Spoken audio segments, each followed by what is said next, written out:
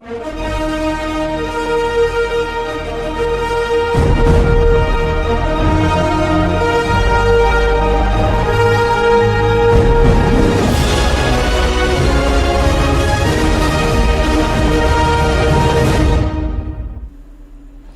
good evening, everybody. This is your host, Willie Lawson, bringing you the morning report tonight. Tonight we've got a hot topic. This insanity of birthright citizenship. Why every executive order hits a brick wall. And why Congress refuses to stand up and rewrite the rules. Presidential orders may grab headlines. Executive orders always do. But in the end, bam. The courts slam them down. It all comes back to the 14th Amendment. All persons born or naturalized in the U.S.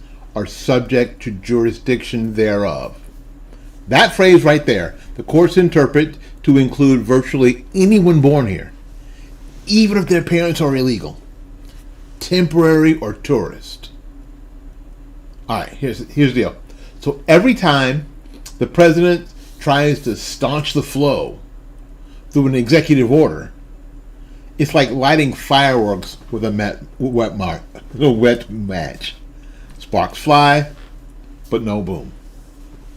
All right, now here's the deal. Congress could pass a law clarifying the subject to jurisdiction. That doesn't mean everyone who lands here. They could. That would redefine this entire birthright citizenship stuff. And you can do that without rewriting the Constitution. But guess what? The media would howl this. Congress strips babies of citizenship. And too many Republicans would blink because they are squeamish. Constitutional amendment, the noble unicorn, 2/3 of each chamber and 38 states. That's what would do it. A constitutional amendment. And constitutional amendments happen all the time. They're on, and then they get repealed. Prohibition. That was the law of the land until they found out that it was a complete cluster, and then they got rid of it. They amended it, right? But it would take 2/3 of each chamber, which you could probably get in the House. It'd be tough to get in the Senate. And 38 states. I think you could get close. So how likely is that? It's about as likely as Bigfoot hosting The View. Okay, so it's probably not going to be something that happens. So here it is. There'd be media and business pressure.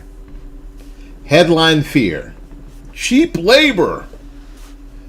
This is already something that should disturb you. That people are saying, well, if you don't have the illegals here, who's going to mow our grass? Well, you know who mows my grass? An American who has a small business who lives in my community. That's who mows my grass. Maybe that's who should be mowing your grass too, right?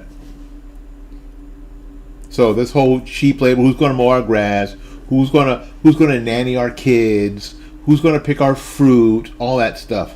So these are people who obviously want a permanent underclass to do your cheap labor. So people who are forever amnesty advocates who see nothing wrong with birthright tourists. That's pressure on Congress. Democrats love it. The voter pipeline lasts generations. Republicans? Well, frankly, most are spineless on this one. It's Rhino Central.